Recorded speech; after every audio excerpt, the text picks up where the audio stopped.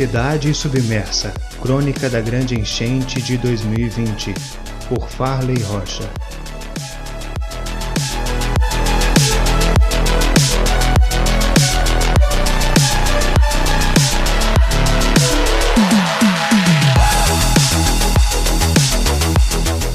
Este capítulo é um oferecimento de Consultório Odontológico Dr. Rafael Peixoto Moraes.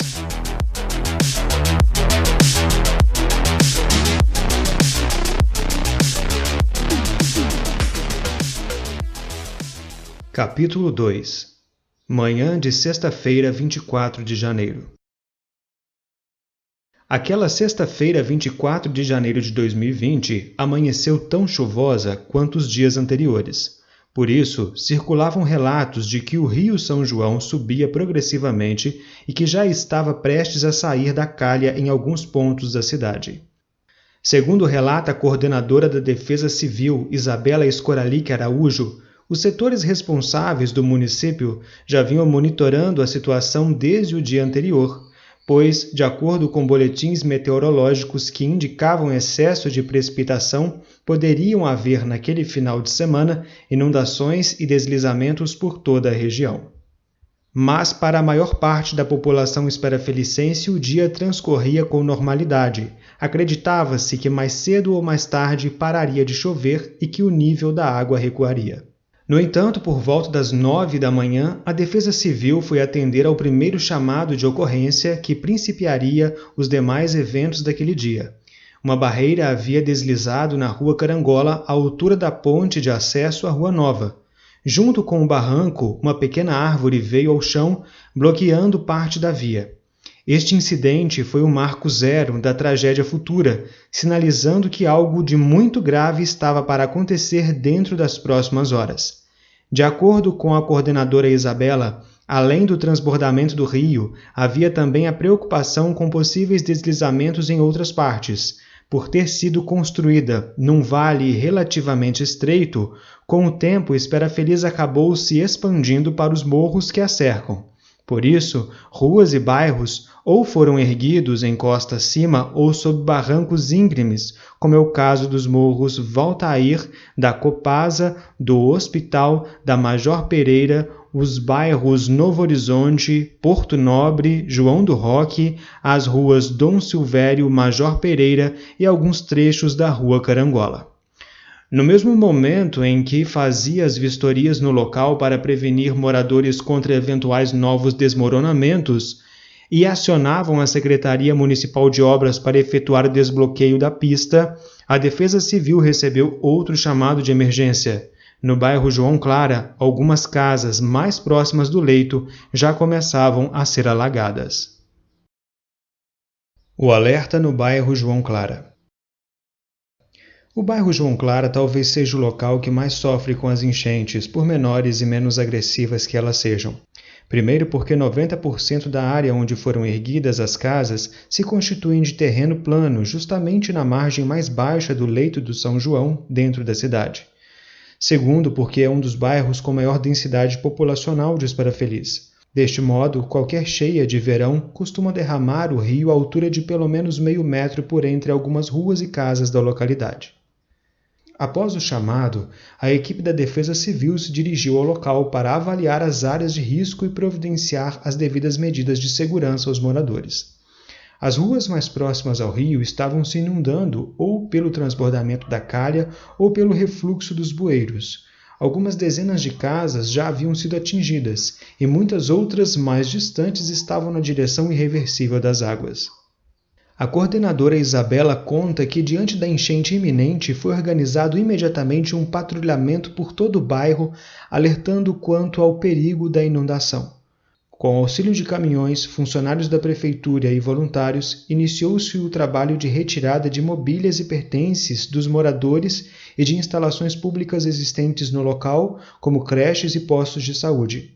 Outros residentes, habituados com alagamentos pontuais ocorridos no passado, começaram a suspender seus móveis na expectativa de que esta não seria maior do que as enchentes anteriores. Ainda pela manhã, as 3 primeiras famílias das centenas que viriam a ficar desabrigadas ou desalojadas durante as semanas seguintes foram conduzidas pelo serviço social para receberem o devido acolhimento no prédio do seminário, local que se tornou referência durante o desastre por ter servido de abrigo para a maior parte das vítimas e por ter sediado o Porto Seco, onde autoridades se reuniam para tomarem as decisões. A primeira reunião do gabinete de crise. A partir dessa primeira ocorrência de alagamento e registro de pessoas desabrigadas, e diante das previsões alertando para fortes chuvas na região ao longo do dia, a secretária municipal de Assistência Social, Alba Barbosa, e a coordenadora da Defesa Civil, Isabela Escoralic Araújo, propuseram, por volta do meio-dia, a primeira reunião na Prefeitura Municipal para discutirem quais procedimentos seriam adotados caso outros locais do perímetro urbano viessem a ser afetados.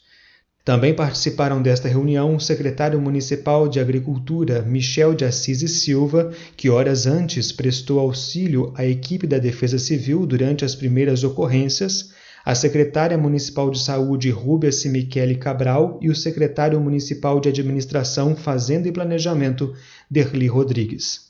Como o prefeito municipal João Carlos Cabral de Almeida não se encontrava na prefeitura naquele momento, por telefone ficou a par dos desdobramentos da reunião e imediatamente se deslocou para acompanhar de perto as condições em que Espera Feliz se encontrava.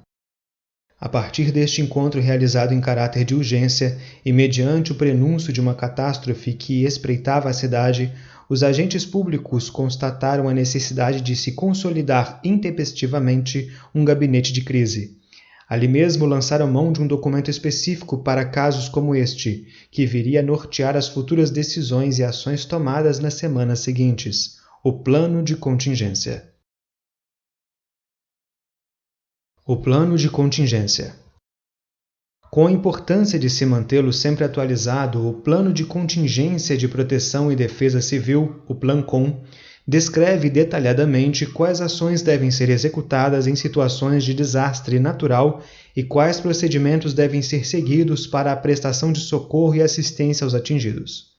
De acordo com o secretário municipal de Meio Ambiente e Defesa Civil, Wagner Vilaverde, o plano de contingência de Espera Feliz havia sido atualizado em dezembro de 2019, isto é, há menos de 2 meses da grande enchente submergir a cidade. Conforme relata, através de um seminário que participou no mês de novembro na cidade de Juiz de Fora, promovido pelo 3º Comando Operacional do Corpo de Bombeiros, o secretário foi orientado a proceder à atualização do documento, pois, de acordo com os mapas meteorológicos apresentados por especialistas, era previsto a possível formação de uma zona de convergência do Atlântico Sul para o início de 2020 sobre a região sudeste do país, o que incluiria os territórios da Zona da Mata Mineira e, consequentemente, a Serra do Caparaó. De acordo com os agentes públicos entrevistados, foi graças a este plano de contingência atualizado que os trabalhos emergenciais frente ao caos puderam ser conduzidos da forma mais efetiva possível, dirimindo os impactos causados pela catástrofe. Desde a primeira reunião do gabinete de crise, em 24 de janeiro, até os últimos dias do mês de fevereiro, este documento determinou cada passo daqueles que atuaram na linha de frente junto aos abrigos e na reorganização do município. Desastre natural de Iconha, 1 semana antes.